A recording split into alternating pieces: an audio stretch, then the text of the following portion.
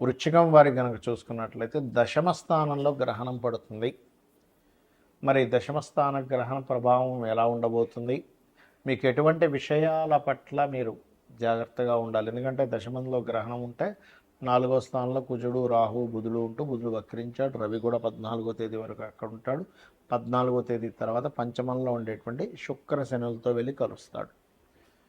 మరి ఈ గ్రహణ ప్రభావం 40 రోజుల పాటు మూడవ తేదీ నుంచి 40 రోజుల పాటు తీసుకోవాల్సిన జాగ్రత్తలు ఏమిటి, మంచి ఏమిటి, ఎందుకంటే మీకు మంచి కూడా ఇస్తుంది గ్రహణం వృశ్చికం వారికి.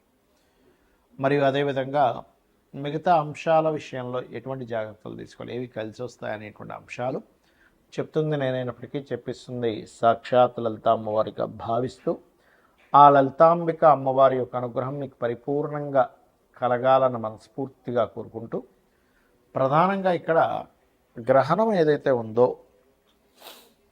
గ్రహణ ప్రభావం దశమ స్థానంలో కలగడం అనేటువంటిది మంచి ఫలితాలు ఇస్తుంది. అంటే ఏమిటి, ఎప్పటి నుంచో ఉద్యోగం లేదండి, వేరే ప్రాంతాలకు వెళ్ళడం ద్వారా ఉద్యోగ అవకాశాలు వస్తాయి.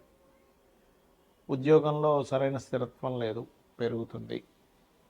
కాకపోతే ఎంతైనా కేతువు చంద్రుడు కదా, విచిత్రంగా చిన్న చిన్న వైరాగ్యం, మానేయాలనిపించడం, మారిపోవాలనిపించడం అనేది కూడా జరుగుతూ ఉంటుంది. కానీ పాజిటివ్గా ఉంటుంది దశమంలో ఎప్పుడైనా గ్రహణం పట్టినప్పుడు. అలాగే ఫైనాన్షియల్ గ్రోత్ అయితే బాగుంటుంది. మరియు కాస్త కొత్త పరిచయాలు ఏర్పడతాయి.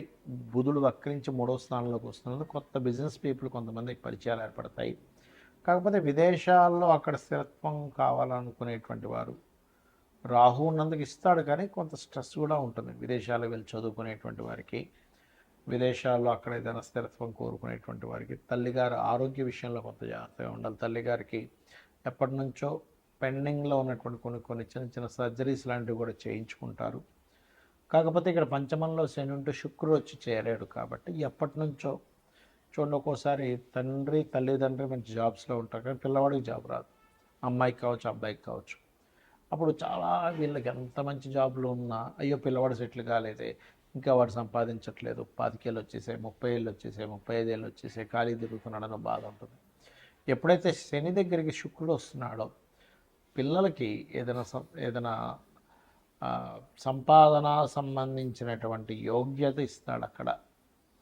ఎందుకంటే ఇక్కడ దశమాధిపతి వచ్చి చేరుతున్నాడు, న్యాచురల్ ధనాధిపతి వచ్చి చేరుతున్నాడు, అది కూడా కర్మకారకుడు ఉన్న ప్రదేశంలో వచ్చి చేరుతున్నాడు. కాబట్టి ఇటువంటి ఫలితాలు కలుగుతాయి. మరియు ఇష్టపడిన వారిని వివాహం చేసుకోవాలనే ప్రయత్నం కొంతవరకు సిద్ధిస్తుంది. ఉద్యోగంలో అనుకూలత ఏర్పడుతుంది. మరియు ఇక్కడ మరొక విషయం ఏంటంటే, మీరు నిత్యము లలితా సహస్రనామాల్లో ఓం అనాకలిత సాదృశ్య చుబుక శ్రీ విరాజితాయ నమః మంత్రం చేయండి. దీనివల్ల ఏమవుతుందంటే, నిర్ణయాలు పంచమంలో ఉండే శని యొక్క ప్రభావం తగ్గి సరైన నిర్ణయాలు సరైన సమయంలో తీసుకుంటారు. అలాగే కాస్త సుబ్రహ్మణ్యేశ్వర స్వామి అష్టకం చేసుకోవడం, లేదా ఆంజనేయ స్వామి కానీ నరసింహస్వామి ఆలయాలకు వెళ్ళడం, కాస్త అభిషేకం చేయడం చేస్తూ ఉండండి. అన్ని విధాలా మీకు బాగుంటుంది. చాలామందికి ఏంటంటే, గ్రహణ సమయంలో ఎందుకు గుళ్ళు మూస్తాము, గుళ్ళులో ఆలయంలో ఉండే భగవంతుడికి ఏదో అయిపోతుంది, తన శక్తిని కోల్పోతాడు కదా అని అనుకుంటారు. కానీ అది పూర్తిగా తప్పు. ఎక్కడ శాస్త్రంలో గ్రహణ సమయంలో గుడి మూసేయాలనేటువంటిది ఎక్కడా లేదు. ఎందుకు మూసేస్తారంటే, అమ్మో ఆయన కూడా శక్తిని కోల్పోతారండి, టెంపుల్ శక్తిని కోల్పోతున్నారు, అది పూర్తిగా అబద్ధము. భగవంతుడి శక్తిని కోల్పోయేటట్టయితే ఒక చిన్న విషయం ఆలోచించండి. మనం గ్రహణ సమయంలో ఏం చేస్తాం, గ్రహణం అనేటువంటిది ఏమిటి, ఏదో భయపెట్టడానికి కాదు, గుర్తుపెట్టుకోండి. ఇక్కడ ఏమిటంటే, గ్రహణ సమయంలో మీరు సాధన గనక చేసుకోగలిగితే అది చాలా గొప్ప సమయం. కాబట్టి మీరు ఒక్కసారి చేసిన మంత్రం 1000 రెట్లు పెరుగుతుంది. మన శక్తిని కోల్పోయేటట్టయితే మీరు జపించేది ఏ మంత్రం జపిస్తున్నారు, విష్ణువుదో, వెంకటేశ్వర స్వామిదో, అమ్మవారిదో, లేకపోతే దశమహావిద్యల్లో ఏదో ఒక మంత్రమో జపిస్తున్నారు కదా. మరి అలాంటప్పుడు అలా గ్రహణ సమయంలో అమ్మవారి మంత్రమో లేకపోతే అయ్యవారి మంత్రమో, మీకు గణపతో ఏదైతే ఇష్టదైవం ఉంటుందో ఆ ఇష్టదైవాన్ని, లేకపోతే మీకుండేటువంటి కోరికను బట్టి, మీకుండేటువంటి సంకల్పాన్ని బట్టి, మీకున్నటువంటి సమస్యని బట్టి ఆ సమస్య తీరడం కోసం వాళ్ళు జపిస్తున్నారు. మరి మంత్రం ఎవరిది, అమ్మవారికి దేవతా సంబంధించిందే కాదు. మరి అలాంటప్పుడు శక్తి కోల్పోయి గుళ్ళు మూసేసే అంత స్థితి ఉంటే కనుక మరి ఆ సమయంలో దేవతలు ఎందుకు చేస్తున్నాం. కాబట్టి అలా ఏమి శక్తి కోల్పోవడం కాదు. ఇది ఏమిటంటే పర్టికులర్గా ఇప్పుడు ఆ సమయంలో ఉన్న ప్రదేశంలోనే కూర్చొని సాధన చేసుకుంటే సాధన వలన మనకి మన యొక్క పాజిటివ్ ఎనర్జీ పెరుగుతుంది. ఇక్కడ మనకి సమస్యలు ఎందుకు వస్తాయంటే నెగటివ్ ఎనర్జీ ఎక్కువ అవడం వల్ల. సమస్యలు ఎప్పుడు తీరుతాయంటే పాజిటివ్ ఎనర్జీ ఎక్కువ అవడం వల్ల. మనం చూడండి, ఒక హోమం చేయించుకుంటాం, లేకపోతే ఒక పూజ చేయించుకుంటాం, ఇంట్లో సత్యనారాయణ స్వామి వ్రతం చేయించుకున్నామండి, నవగ్రహ హోమం చేయించుకున్నామండి, చండీ పారాయణం చేయించుకున్నామండి అంటూ ఉంటాం. ఎందుకు? ఒక మంచి జరగాలి. ఎందుకు? దేవతా శక్తి మనకి తోడుగా ఉంటే మన యొక్క పాజిటివ్ థింకింగ్ కానివ్వండి, మనకు ఉండేటువంటి కర్మలు కానివ్వండి, అన్నీ కంట్రోల్ చేయబడతాయని.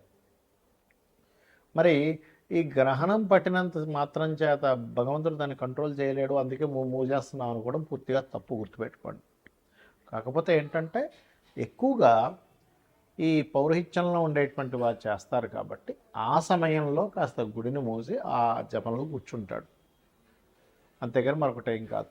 మరి ఈ గ్రహణ సమయంలో మీకు ఉండే సమస్యని బట్టి ఎటువంటి మంత్రం చేసుకోవాలి?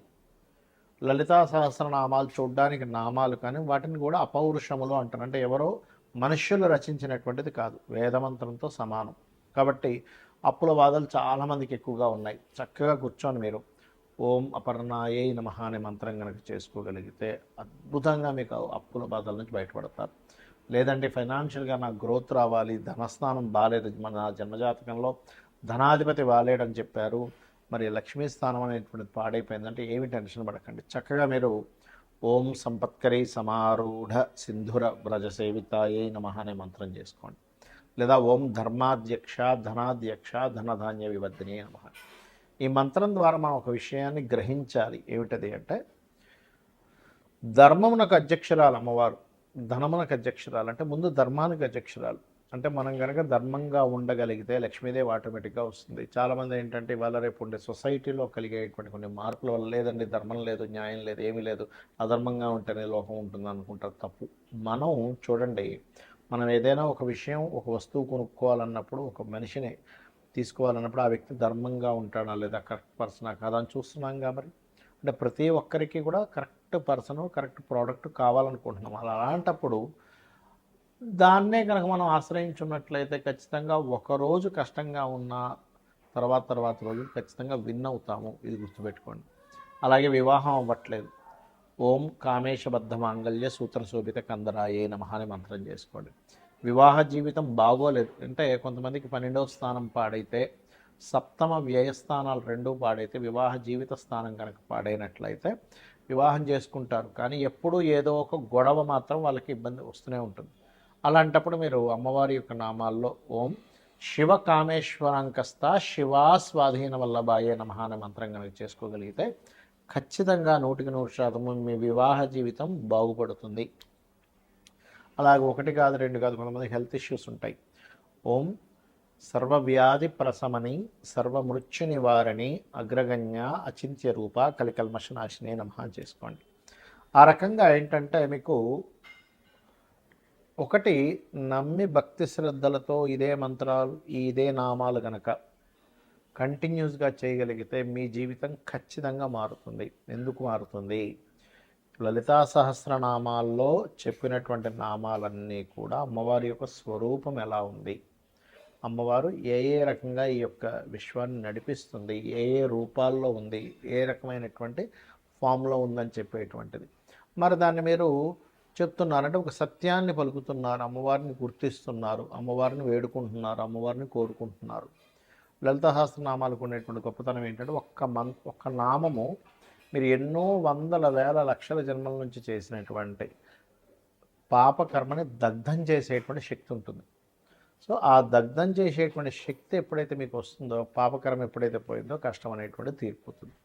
ఇక గ్రహణం తర్వాత ముఖ్యంగా గ్రహణం ఎవరెవరికి ఉంటుంది? సింహం వారికి, సింహరాశిలో పడుతుందిగా, సింహము, కర్కాటకము, కన్య, అదేవిధంగా మకరము, మేషరాశి వాళ్ళకి ఉంటుంది. స్వల్పము, ఏం టెన్షన్ పడకండి, భయపడ్డానికో గ్రహణాలు కావు. అలాగే మరొక విషయం ఏంటంటే ఈ రాశుల వారికి దానం ఏం చేసుకోవాలి? బియ్యము, ఉలవలు, మినుములు, గోధుమలు, నువ్వులు దానం ఇచ్చుకుంటూ ఒక ఇత్తడి గిన్నెలో నెయ్యి, ఆవు నెయ్యి, కొంత ఆవు నెయ్యి పెట్టి ఈ చంద్ర సూర్య ప్రతిమలు, అదేవిధంగా సర్ప సంబంధించినటువంటి చిన్న చిన్న సర్ప ప్రతిమలు వీటిని దానంగా ఇచ్చినట్లయితే దోషం అనేటువంటి తగ్గుతుంది. మరి దానం ఇచ్చుకోలేని స్థితిలో ఉన్నామంటే ఏం చేయాలి? రామాయణ మహాభారతాలు లాంటివి వినొచ్చు, లేదా లలిత సహస్రనామాలు రెగ్యులర్గా విన్న అమ్మవారి యొక్క అనుగ్రహంతో మీకు ఆ రక్షణ అనేటువంటి లభిస్తుంది. ఎందుకంటే అందరూ దానం ఇచ్చుకునేటువంటి స్టేజ్లో ఉండరు. కాబట్టి చేయండి, ఖచ్చితంగా అమ్మవారి యొక్క అనుగ్రహం మీకు కలుగుతుంది. అమ్మవారి యొక్క అనుగ్రహంతో మీ అందరూ కూడా క్షేమంగా ఉండాలని మనస్ఫూర్తిగా కోరుకుంటూ శ్రీమాత్రే నమః.